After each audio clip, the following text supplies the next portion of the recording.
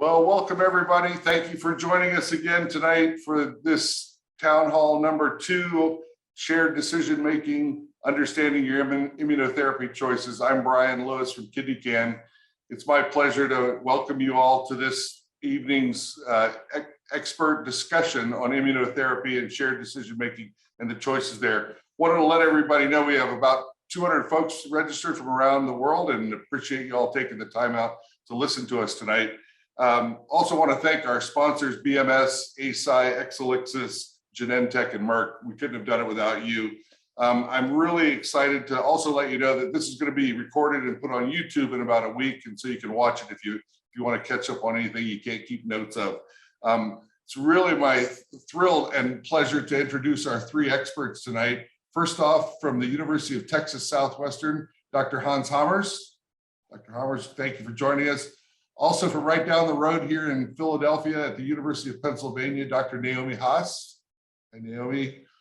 And then all the way out on the West Coast from the City of Hope in Duarte, California, Dr. Monty Pal. Dr. Pal, good to see you.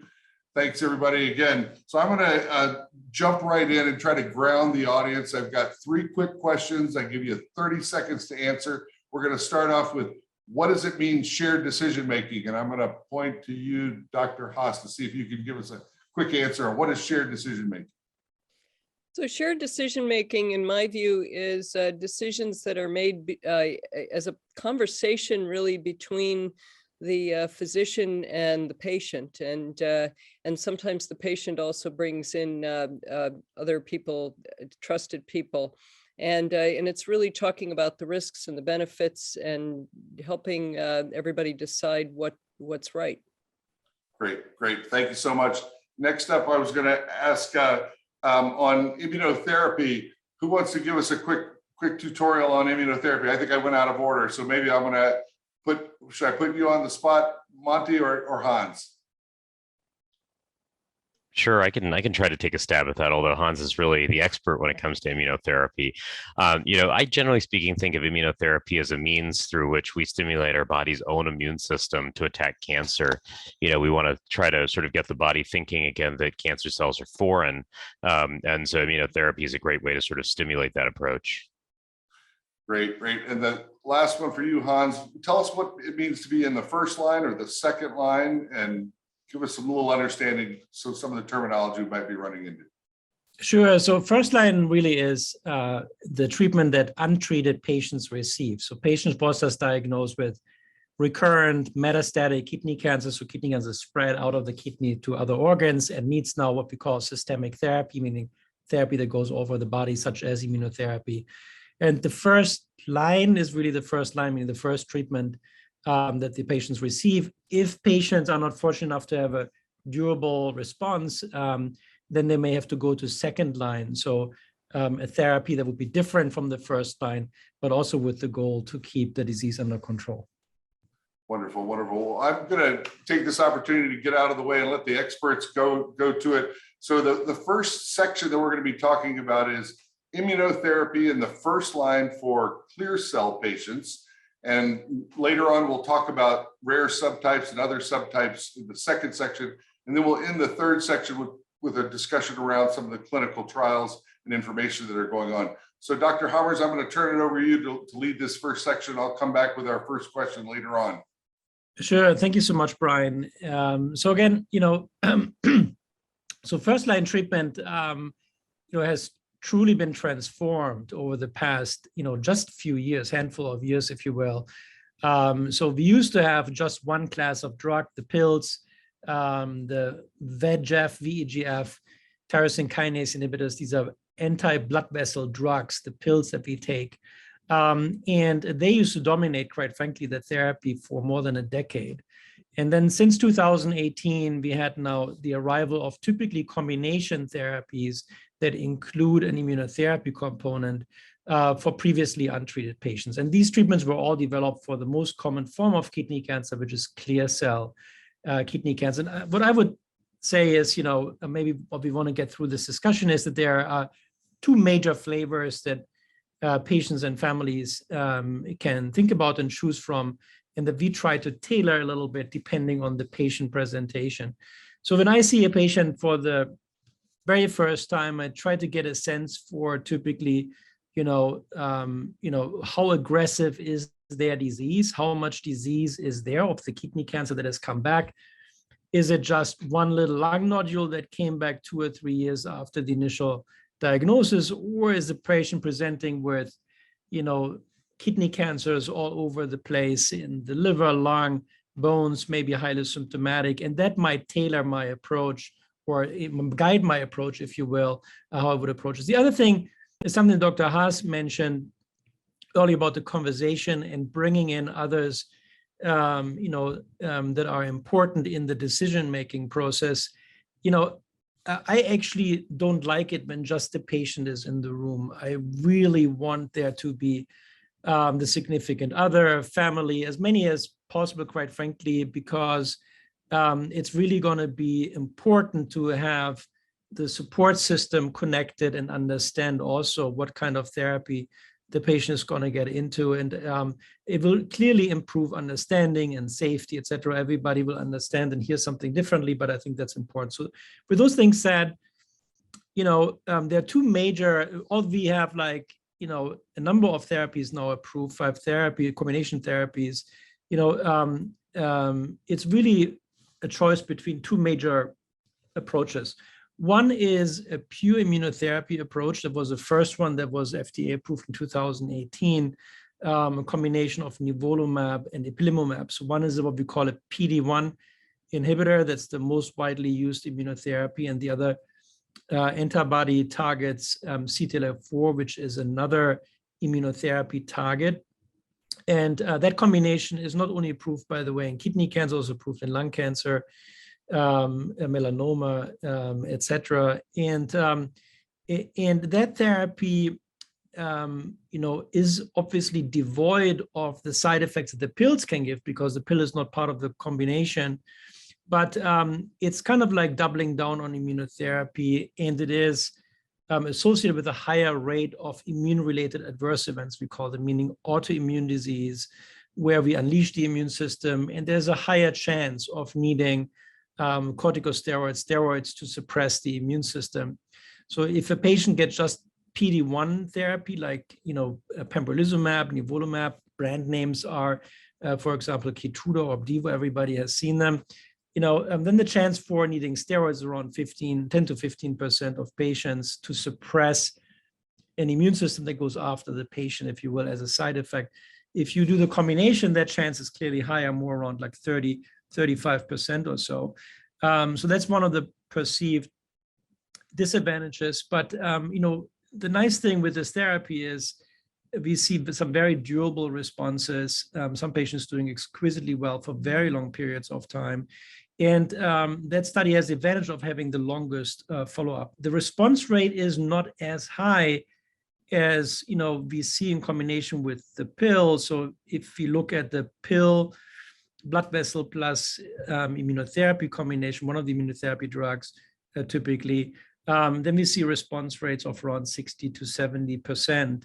Not all of that obviously is immunotherapy response, but it's not as high. It's more like around 42% for clear cell kidney cancer in intermediate and poor risk patients. So the other thing that I didn't mention per se is, when we see a patient for the first time, is we put a patient into a bucket.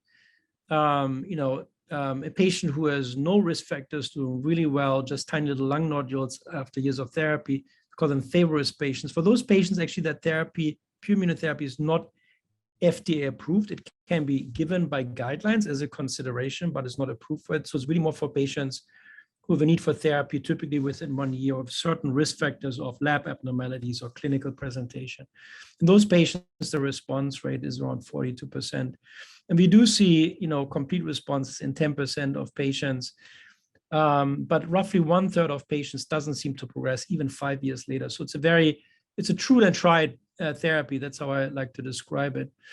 The other therapies, a combination with the pill and one immunotherapy drugs, they don't have as much follow-up. So we have to see what the long-term outcome is for some of these.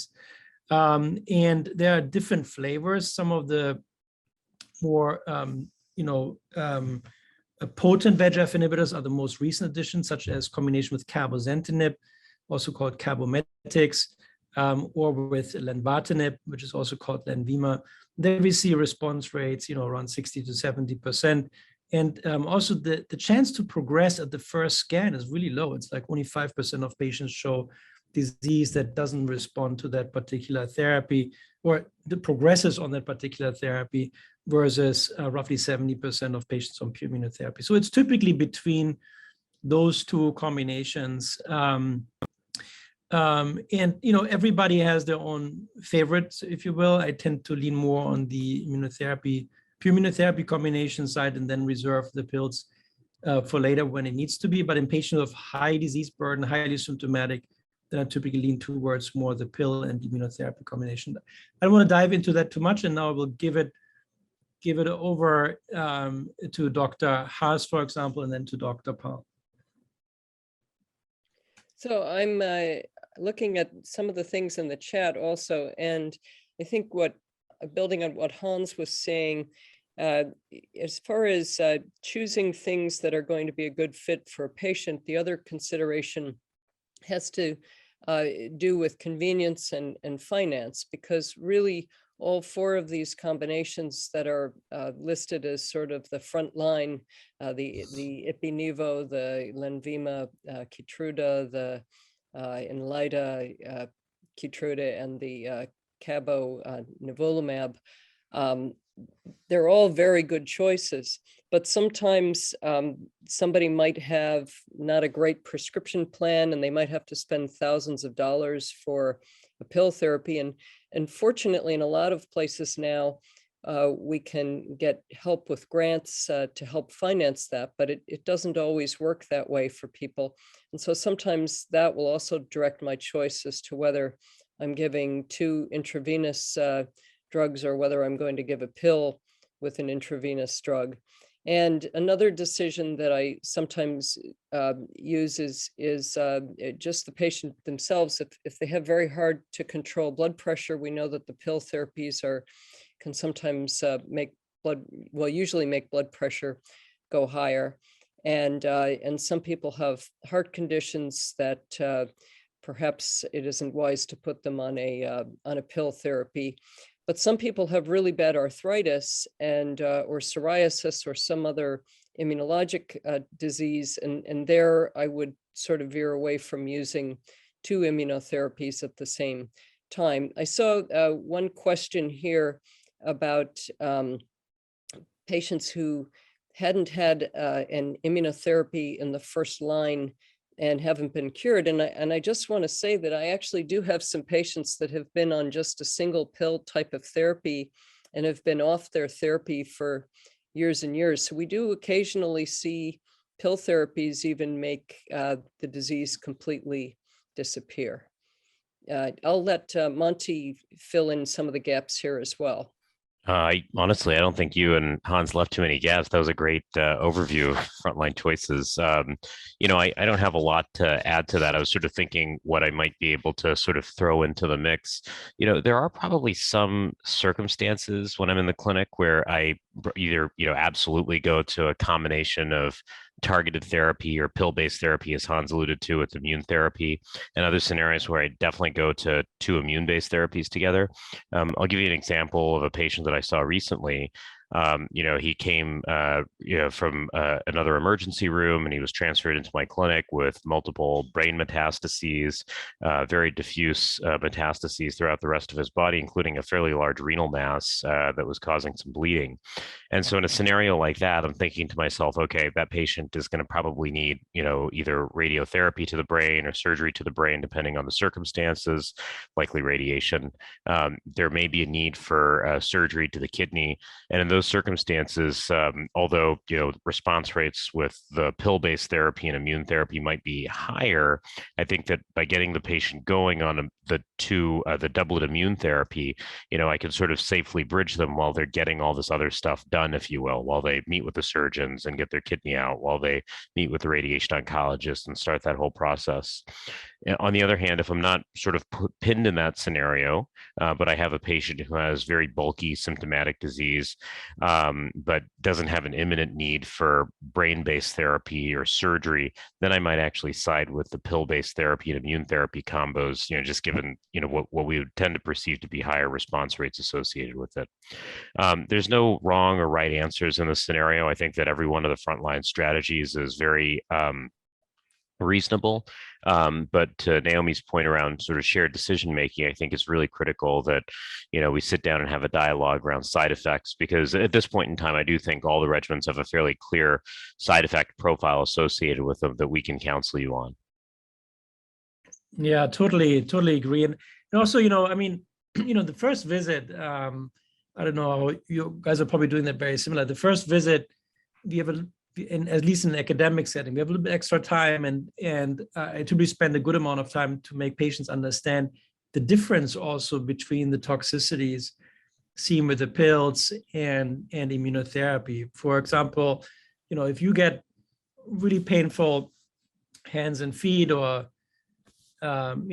severe fatigue or diarrhea, etc., patients just stop the pill. They may curse us. They stop the pill.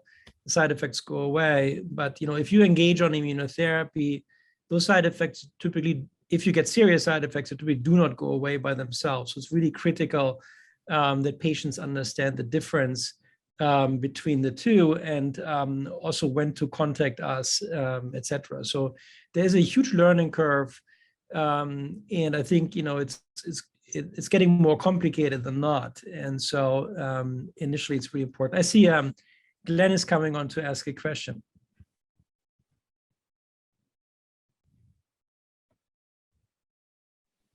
Yeah. Hello.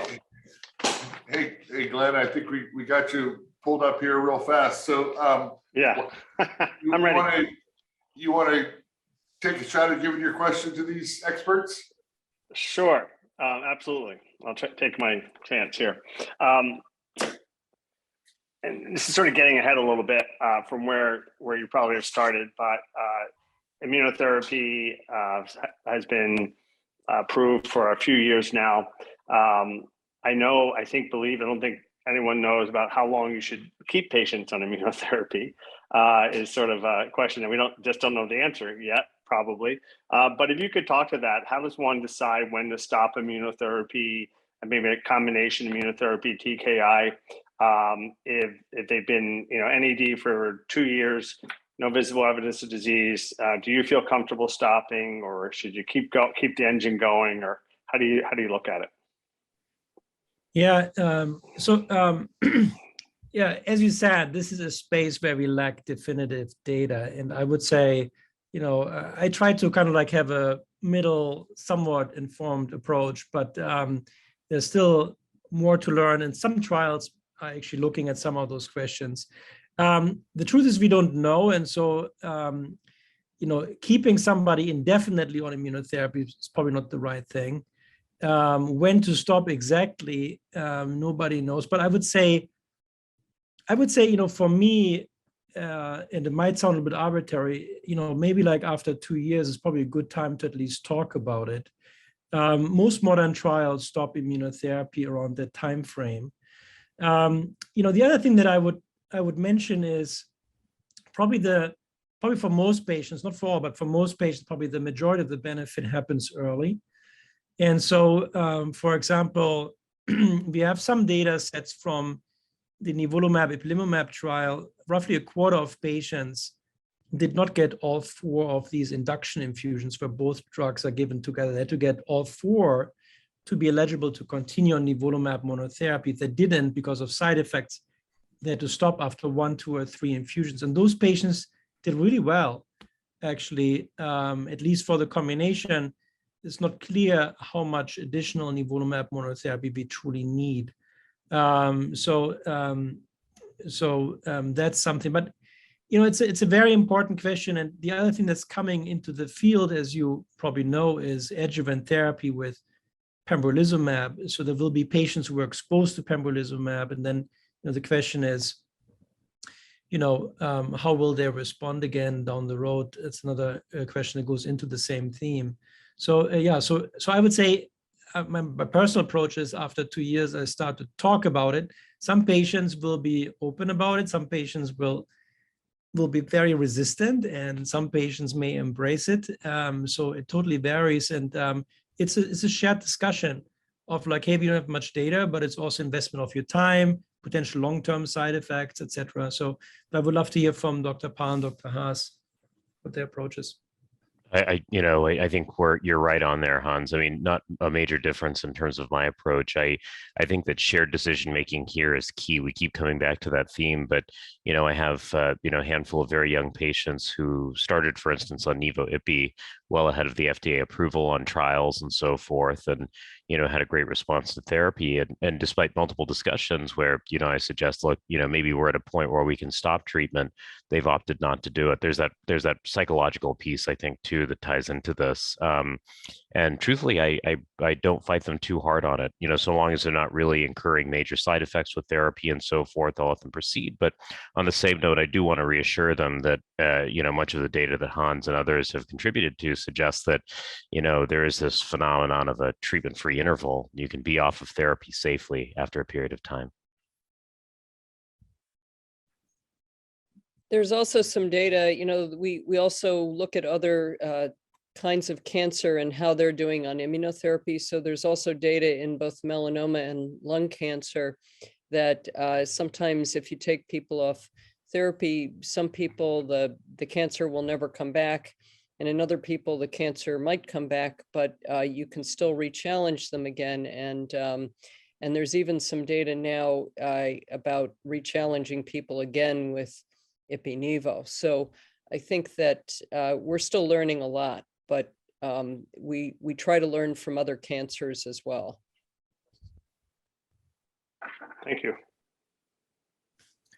Great, thank you, Glenn, and appreciate that, and appreciate the answers there. I was drawn to one of these questions in the chat from a Julia. I don't know if you all can read it. It's I'll touch on it. They're asking if choosing between immunotherapy and TKI and immunotherapy combination as a second line. Any thoughts or comments on that?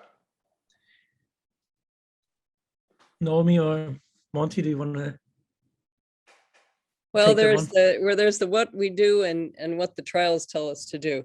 And there is some emergent data now where they are using some combinations of immune therapy with pill therapy. But I for one, do this in a fair number of my patients. And I'll tell you why, because sometimes it's not clear which drug is working the best. And sometimes, especially if they're on Ipi/Nivo, they might have a few metastases that got bigger, and they might have some that are getting smaller, and sort of what do you do with that population of patients? And in that, I think that there is still a role for the immune therapy working. And so in some of those people, I might continue them on an immune therapy and add a pill, a VEGF tyrosine kinase inhibitor. And sometimes, there are patients that I have that feel really, really strongly that they don't want to stop something and they feel like they're benefiting. And my job is not to win an argument with the patient. My job is to support the patient. And so I think that's another example of shared decision-making where you have a conversation about, what do they think the drug is doing to help them? Do they feel better on it? And like I said, sometimes we just don't know which drug is doing most of the heavy lifting, but there is not as much data in that slot as there is in, sort of a lot of what we learn about the trials has to do with how industry or people designing the trials, decide, okay, I'm going to test this combination in this space. And so then we say, well, that's the space that it's used in, but there are many other real world spaces that those combinations might be still useful. I'm going to take this opportunity. We've got a couple minutes left in this section. There's another question, shifting gears a little bit, I think on the positive side. Are there any studies looking at reduced or maintenance level doses of IO after achieving a complete response? Who wants to take that one on? Anybody? I don't know of any particular studies in that space of the complete response, except some studies discontinued treatment if patients had complete responses.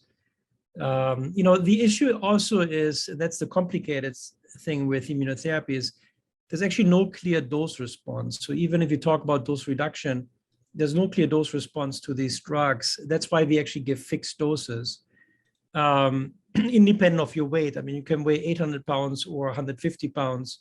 You're going to get the same dose of the PD-1 inhibitor that will not be adjusted by weight. So I think it's more like, are you going to continue or not? The other thing also in the same theme is, a single dose actually of these PD-1 inhibitors lasts a long time, lasts months and months and months. The receptor occupancy is ongoing for quite some time. So even if you stop these, for example, you're not really stopping it. So even if you hold it and then you, for example, start a pill, you actually continue the receptor occupancy, the antibody is still sticking on the cell, still going to be on for another 6 months probably. So that's a complicated story with these drugs. Great. Well, I think it's a good time now to segue into the next section, discussing first-line immunotherapy discussions for any subtypes or rarer kidney cancers. I think we were going to try to start with you, Dr. Haas, if you had it, or if someone else wants to jump in. Sure. So one of the areas that I was really interested in 10, 15 years ago was cancer with sarcomatoid features. And these are cancers kidney cancer, where you also have some very spindly aggressive cells present. And they're not a kind of a subtype by themselves. They can accompany clear cell, they can accompany papillary, chromophobe, but they tend to behave these cells very, very aggressively. And back a number of years ago, we did a trial with chemotherapy in the Eastern Cooperative Oncology Group with gemcitabine and adriamycin. And we did see some responses, but it was very, very hard on people. And lo and behold, when some of these patients started to enroll on some of the immunotherapy trials, we found that the immunotherapy trials tend to work really, really well in this setting. And so it's now sort of our first choice. And if I see a patient with sarcomatoid features, and that's the predominant cell type that I'm seeing, I very often will offer them Ipi/Nivo as a regimen. And then some of the other rarer cancer types, I saw somebody asked in the chat about papillary kidney cancer. There's now some trials that are coming out showing activity with immune checkpoint inhibitors, also with papillary renal cell cancer. And in fact, one of our colleagues, Michael Atkins, ran a trial through the Hoosier Oncology Network that looked at both clear cell and non-clear cell, and offered patients Opdivo or nivolumab up front, and then if they progressed, added ipilimumab. And there should be some data coming out soon with that, with the non-clear cell population. And there's also some combinations of Keytruda and lenvatinib. There's some data that's come out recently showing encouraging activity, and also data with cabozantinib and some of the immune checkpoint inhibitors.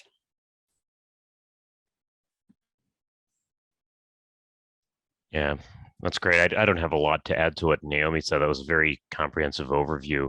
I absolutely agree that sarcomatoid features generally warrant immunotherapy. And I would also suggest that patients who have papillary subtypes of disease, and I saw a couple of questions, I think, emerging in the chat as well around papillary disease, should probably, receive, in my opinion, perhaps cabozantinib-based regimen based on, some of the randomized trials that have emerged, but there is also lots of other promising regimens out there. So lots of options now. I think one of the challenges that we face across some of these rare histologies, chromophobe, papillary, et cetera, is that we just don't have, a wealth of randomized data. We have a couple of clinical trials that employ, similarly treated patients, but not a lot of comparisons to go by. Yeah, the other thing that I would say is just a reminder when we talk about first-line therapy,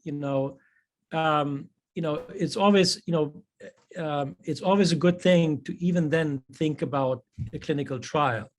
And, that's really something that you really want to consider before starting one of these, standard of care treatments. Maybe get a second opinion if you don't need to start something right away. It never hurts to get a second opinion. Maybe look at an academic center in your area and inquire about first-line clinical trials, because obviously, we like to move the needle, quite frankly, in untreated patients. And so there are more combination trials currently underway to look at potential triplet therapies, for example, 3 drugs instead of 2 in previously untreated patients. So that's something certainly to consider as well. Shifting gears for a second, because we have a few extra minutes here, can one of you describe, or in layperson's terms, explain checkpoint inhibition or inhibitors, just for the folks out there? Would someone want to take a stab at that? Yeah, I'm happy to. So it's actually really cool. So, when I sit down with a patient, I try to convey some enthusiasm, because, for us who've done kidney cancer, we started with one of the worst diseases to treat because nothing worked. Then we had the pills, and there was a big breakthrough. And then since 2015, then 2018, we have all these combinations. But it's a real game changer, because this is now therapy for the first time that's potentially curative. It was rewarded with the Nobel Prize of Medicine in 2018, James Ellison for the discovery of CTLA-4, and Dr. Honjo for discovery of PD-1. And so these are really molecules on the surface of immune cells, and the cancer has these little keys that it uses to engage the cells and just turns them off. It's called a checkpoint. And so it's really designed to say, hey, don't touch me. It's a tool that normal tissues uses, and the cancer has used the same tools to say, hey, don't touch me. I'm just going to turn you off. And so what these drugs do is they go to the keyhole and block the keyhole. And now the immune cells, hopefully, that are often directly adjacent to the cancer cells, they can now go ahead and actually take out the cancer cells, hopefully. And so it's really taking breaks of the immune system, which has then as consequences, some patients may get autoimmune disease, but that's really what you do. That's why they're called checkpoints and checkpoint inhibitors. So we take off these breaks of the immune system that cancers use, but also normal tissues use. Wonderful, great, thank you for that. It looks like the chat's heating up with quite a few things. I don't know if there are a couple of questions about other subtypes. I don't know if anybody feels like they want to dive into any of the other subtype areas to answer what might be on the horizon. Or I see a question around translocation RCC surfacing a couple of times in the chat. That's a challenging one. I'd be curious to know what Naomi and Hans think. I tend to, there's a nice analysis reported a couple of years ago that looked across a number of rare subtypes, and in my mind, really suggested reasonable activity with cabozantinib, including in diseases like translocation RCC. I have yet to see really a wealth of evidence for cabozantinib with immunotherapy in that setting, but I wouldn't hesitate to use, for instance, cabozantinib and nivolumab as a frontline approach there. I don't know, Hans, Naomi, how you guys approach translocation kidney cancer? Well, Andrea Apollo has a clinical trial through Alliance that's looking at cabozantinib with ipilimumab and nivolumab, and it's for rare renal tumors and urothelial tumors, and translocation tumors are one of the cancers that are included in that clinical trial. There's also a clinical trial through the Children's Oncology Group that was looking at axitinib with nivolumab. But I think that, I think that my impression is that translocation tumors are kind of a spectrum also. There's kind of bad translocation tumors and not so bad translocation tumors. And I've I've had both, and I think we just don't know enough about these yet.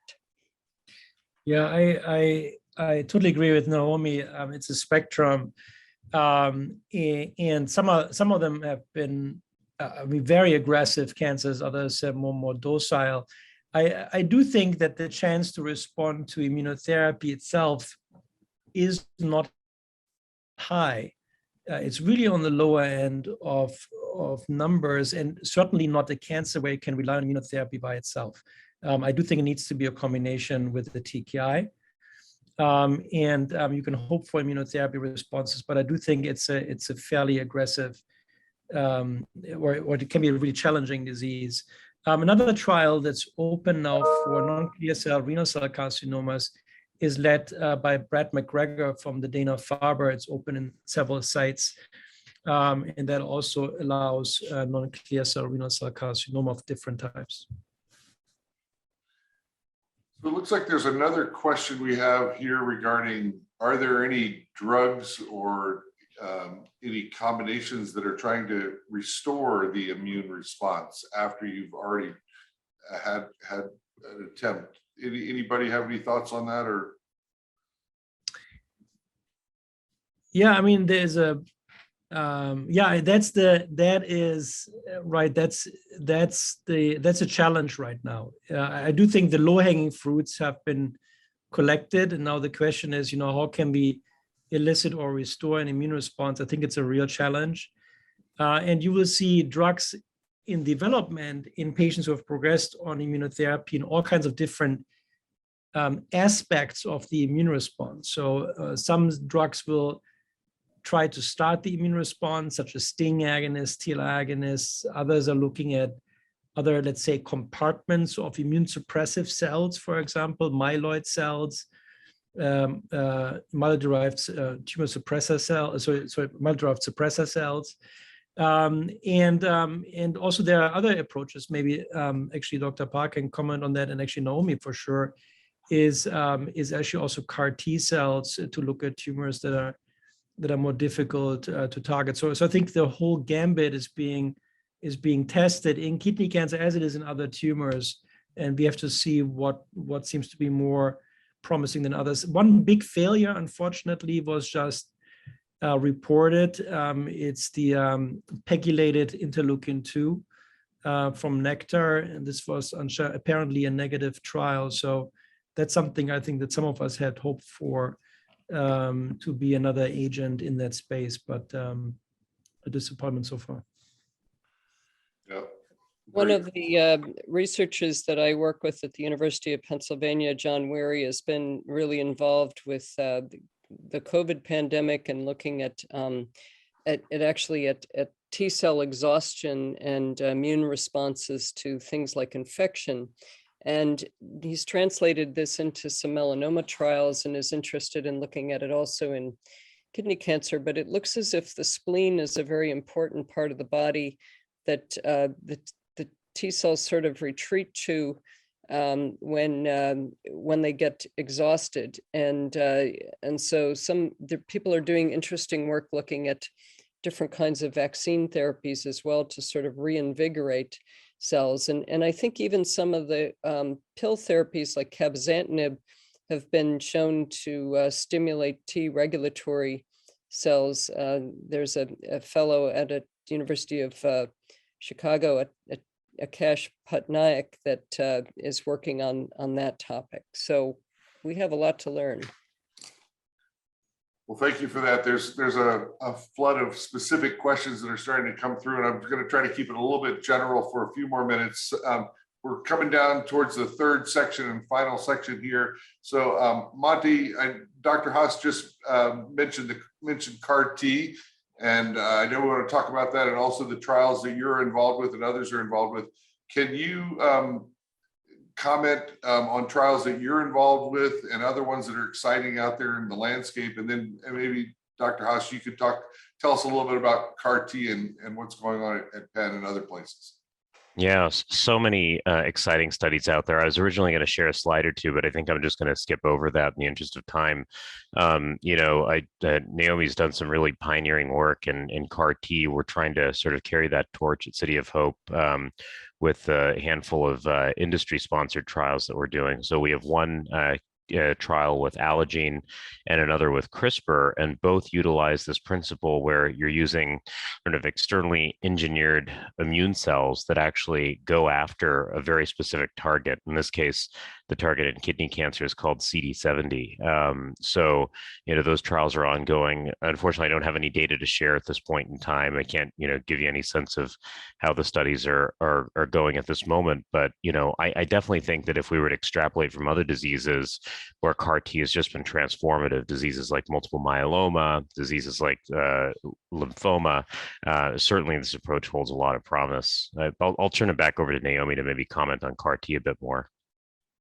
Well, so we have done some CAR T trials in prostate cancer, and CAR T, what you're doing that Monty was alluding to is you're re-engineering your T lymphocytes. You're actually putting sometimes a virus or a particular kind of a carrier of something that converts the T cell into telling it to recognize a particular thing. So one of the areas that we're hoping to open a trial soon for kidney cancer is actually a CAR trial that we used in prostate cancer that targets prostate-specific membrane antigen.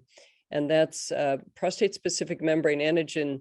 Hans has done some work on this as well, is in the blood vessels also.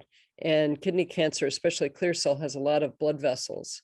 And so this could be sort of a cool way to go after kidney cancer in a way that some of these other drugs that we've been talking about don't go after it.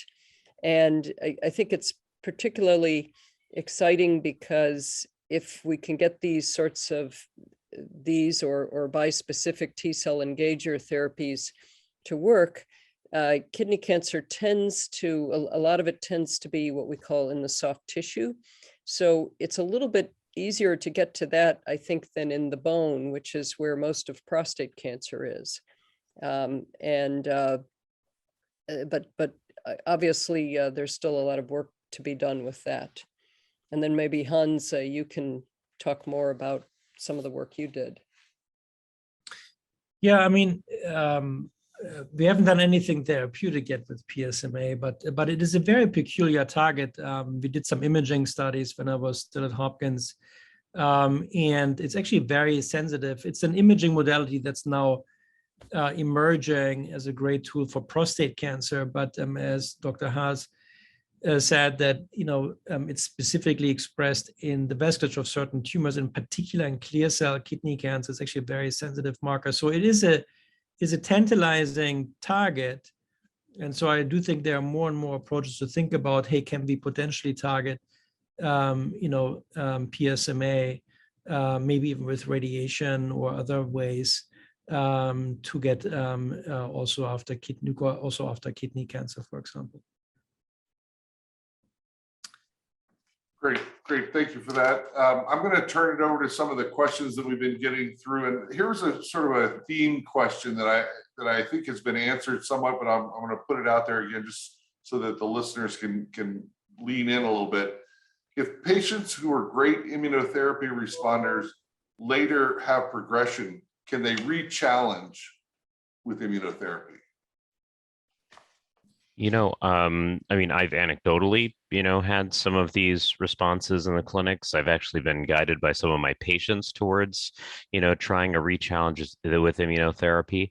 I will say, and this sort of dovetails nicely with the conversation that we were having earlier, there are some trials that will, really sort of prospectively assess this, meaning, we'll probably have some data to address this in the future. So for instance, there's a trial that just finished accrual recently that I was involved with, looking at cabozantinib with or without immunotherapy with a drug called Tecentriq. after patients had already been on agents like nivolumab and ipilimumab or axitinib with pembrolizumab. This whole premise is really going to tell us whether or not there's any benefit with rechallenging with immunotherapy at the time of progression, rather than just going on to targeted therapy alone. So I think those sorts of trials are going to be quite helpful, and there are some others like it underway currently. Monty, can you talk about your cool trial with the microbiome? Oh, Naomi, you're so sweet. Thank you. I appreciate that. In fact, those are the slides I was going to, throw up on the screen, but it might be more instructive just to sort of talk through them. I would say that there isn't a day that goes by when I don't have in my clinic, I usually see between 25 and 30 patients a day. I probably have at least 5 or 6 conversations that center on, gut health, what we should be eating, what we shouldn't be eating. And truthfully, my personal perspective is there is like no perfect diet for kidney cancer, and likely true for other cancers as well. I just lack expertise outside of kidney cancer. But I do think that we're moving towards an understanding that the constitution of the gut can really affect how you're responding to immunotherapy. There was this slew of 4 papers in this journal Science about 5-6 years ago that, to my satisfaction, really prove that the types of bacteria that are within the gut may potentially drive whether or not you're getting a response to immunotherapy. So we tried to sort of play on this principle and use an agent called CBM-588. This is an agent that is actually commercially available in Japan. It's not marketed outside of Japan at present. We did a trial looking at patients getting Opdivo and Yervoy with or without CBM-588. And really, the premise of this trial was simple. We just wanted to show that the CBM-588 manipulated the microbiome. We took stool from patients before and after therapy, and the objective was pretty simple. We just wanted to see that stool bacterial profile changed in a way that might benefit the patient. What we saw in this very small study, and I do need to emphasize that it was only 30 patients, 20 that got the probiotic, 10 that didn't, is a really profound benefit in terms of delaying cancer growth. Response rates were double in the folks getting CBM-588. We're really working towards ways right now to sort of advance this principle. Maybe I will just share a slide or two if Brian doesn't mind me taking the driver's seat on that. Not at all. So just to sort of give you a sense of how the trial was designed. Again, 30 patients in total. These patients all had newly diagnosed kidney cancer. They were randomized to get Opdivo and Yervoy or nivolumab and ipilimumab with CBM-588. There were 10 patients that didn't get this. And this was the difference that we saw in terms of delay in cancer growth or progression-free survival. We saw that those getting the CBM-588 had delay in cancer growth of around 12 months. Those getting nivolumab and ipilimumab alone really only had their cancer growth delayed by about 2.5 months. It's a little unusual, I think. Typically, we tend to see a longer progression-free survival interval for both. And this was the difference in response here. So you can see that individuals that got the probiotic had a 60% response rate. Those that didn't get the probiotic had a 20% response rate. So these were, nearly consecutive patients treated in my practice at City of Hope. We did see that there were some differences in terms of the microbiome composition, which I'm going to sort of skip over, but this is the trial that we're actually enrolling patients to right now. So this takes patients that are newly diagnosed with kidney cancer. These are the 2 fellows that if you're ever in my clinic and I see a couple of my patients on the line, you'll recognize these phases. They actually wrote this trial that looks at cabozantinib and nivolumab, or Cabometyx and Opdivo, with CBM-588 versus this combination alone. So we're really trying to take our observations with the microbiome from that first study and see if it carries over into this separate combination trial. So thanks, Naomi, for that segue. Yeah, well, so I think we're going to segue back in a 180 degrees back over to a question from Megan from Louisiana. I think it's going to be regarding IL-2. So Megan, you're up. Yes, and I may have misheard, but I think maybe Dr. Hammer's already might have spoken about this a little bit, but I was curious as to what the current use / role of high-dose IL-2 in treatment options is, and then as a follow-up, is there a place for this treatment? Yeah, so Megan, well, great question. So I grew up in the IL-2 era. In fact, at Hopkins, I treated a number of patients with high-dose IL-2, and I don't miss the days of answering the pages every 8 hours. The truth is the use is much declined, and if you look at SITC, the Society for Immunotherapy for Cancer, even their recommendation now is clearly that it's an option really only for favorable risk patients. And so for all the others, I would say for the vast majority of patients, it's going to be immune checkpoint simply because the response rate is so much higher. So the background is you need to be in the intensive care unit. You essentially get supervised multi-organ failure. You need to protect you from dying from low blood pressure, etc. And patients get the rigors and everything. It's quite draconic. And the chance to have this outcome that is like a complete response is typically less than 10% of patients. So it's really reserved for fit patients who are completely asymptomatic, no symptoms, minimal disease burden, clear cell kidney cancer. The advantage is that you don't get much autoimmune disease. So the trade-off is that you have the side effects in the intensive care unit, but it's typically confined for this week in the intensive care unit, and the week thereafter, you do 2 of these rounds, and then you see what happens. But it's only reserved for patients where you feel, okay, this patient can go on for several months, and I don't care if the patient progresses or not because the disease burden is so small. So it's nothing we can rely on, and I think that's where that limitation comes from. And high-dose IL-2 works. So, the trial that failed was an outpatient version of it where you had much lower doses, a continuous release kind of like thing. But I'm still intrigued with that principle. There's going to be now a slew of synthetic IL-2 molecules coming into clinical trial testing. So we will see they're going to fare better than the Bempeg aldesleukin. So it's still something that tickles my interest. We will see how it's going to be developed. Thank you so much. Great. Thank you, Megan. Appreciate that. I think we have a question also that sort of goes back to the topic, Monty, that you were talking about regarding CBM 588. Is there any info on adding it to a checkpoint inhibitor? Any comment or thoughts on that? Yeah, absolutely. And I'm looking at the comment in the chat, which alludes to the fact that this individual is on a trial with belzutifan and lenvatinib. So in that particular context, I don't really have a lot of supportive evidence, but the trials that we've done so far have really been sort of based on checkpoint inhibitors. So the published data looks at nivolumab and ipilimumab, or Opdivo and Yervoy, both approved checkpoint inhibitors. The trial that's ongoing looks at Opdivo again, but this time with a targeted therapy called Cabometyx. So those are the 2 settings where we're accumulating evidence. But I have to really caution the audience that we've actually had many of these conversations in my clinic to suggest that at this point in time, the data is, I think, really encouraging, but certainly not ready for prime time. I wouldn't recommend that anybody try to pursue getting CBM 588 for use outside of a clinical trial. I really think to get at this answer of whether or not it truly is of value, we need to do big randomized trials with hundreds of patients. So we'll definitely need support from the community that's online here today for those sorts of studies. But I think we're still a little ways away from that. So we're sort of winding down towards the end, and we're probably going to have time for a couple of more questions, but I have one here, sort of crystal ball gazing, and maybe we'll start with you, Dr. Haas.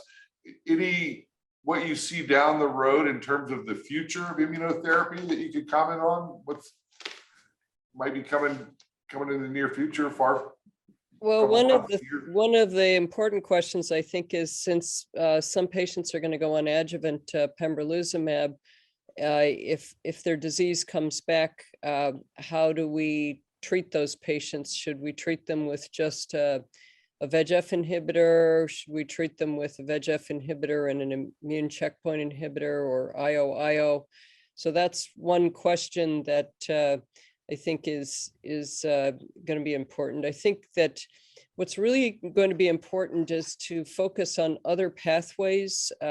So we know that the VEGF pathway, the vascular endothelial growth factor pathway, is really, really important in clear cell, but we also know that, for example, chromophobe doesn't really run on that pathway. And I think it's really critical that we identify some resistance pathways and pathways that work independently of that we can add on and hopefully won't be too toxic in their combinations. I think it's really a balance of getting more kidney cancer to respond, but not with the cost of a lot of side effects. So, and maybe, or Dr. Howers, if you want to add in here, can you just define for those who might not understand a pathway real quick? What a pathway is? Yeah, there might be some folks that are. Yeah, so a pathway is kind of like a biological target with a certain effect, if you will. So the PD-1 pathway or immune checkpoint pathways, if you will, or pathways of certain cell signaling within the cell. For example, the VEGF pathway. So you have a vascular endothelial growth factor molecule binding to a receptor, and then you have signaling inside the cell. So that's what we call a pathway. But I want to really emphasize what Dr. Haas said, what Naomi was saying is absolutely, I think, one of the critical questions actually, because a lot of patients may not get exposure to PD-1 therapy, and that is really one of the big questions is how do we treat those patients? And I agree with her. It probably will need to be, you can re-challenge with the same class of drug, but the truth is you probably want to have additional targets at the same time. So nivo-ipi re-challenge, just for this question comes up quite a bit. Patients who progress, let's say, for example, on a TKI PD-1 or on PD-1 in the adjuvant setting, pembrolizumab in the adjuvant setting, the expected response rate to this combination of with the ipilimumab, nivolumab is probably around 15%. So it's not a high number. Can be reasonable to try in selected patients. But yeah, it's going to be a real challenge. Also, I would say one more cautious thing is, the adjuvant therapy with pembrolizumab, I don't think is already a home run. I do think we need to be cautious with this because it has not yet shown an overall survival benefit. And I would say, it might be reasonable to also observe patients carefully. So, because sometimes, it's a long discussion, but I think it's not a home run yet. Discuss it with an oncologist before you make the call. Great. Well, we've got about a minute and a half left, so I wanted to, Dr. Haas, one last time, did you have any information on CAR T that you wanted to share with any folks? I know that that's on the horizon and you all are working on that. So we published a paper in Nature Medicine about a month ago, and it was in prostate cancer, but it was a very small study. It was only 13 patients. We have had some incredible philanthropy support. So our plan, hopefully in the next year, is to launch a trial that is going to be treating both patients with kidney cancer, clear cell, but also patients with a kind of cancer called adenoid cystic, which the tumor really expresses PSMA. But we're also developing some CAR Ts targeting CD70 and I think the other one we didn't really talk about were the bispecific T-cell engager trials, which are really have really taken off in prostate cancer, but there's no reason why it should just be prostate cancer. These are sort of antibodies that bind to two things, and they sort of bind to a target that's important in a cancer and connect it to an immunologic target. And those are treatments that have to be given kind of over and over again. They're CAR Ts you sort of think of giving once or maybe twice. But bispecific T-cell engagers or BiTE therapies might be a less toxic approach as well to CAR T.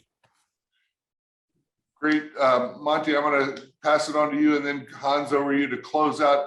Any forward-looking thoughts or comments regarding either for the patients on the line regarding shared decision-making, or just in general, the future of what immunotherapy treatments are going to bring us? No, I mean, I would just say that, looking over the past, decade and a half that I've been in practice in kidney cancer, the changes have just been transformative.